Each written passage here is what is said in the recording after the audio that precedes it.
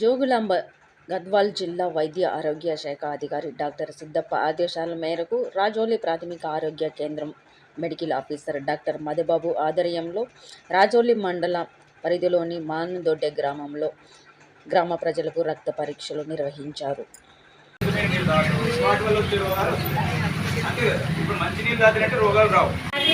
చనిపోతున్నారని చెప్పేసి అందరూ ఒక భయం అనేది మొదలైంది గ్రామ ప్రజలు.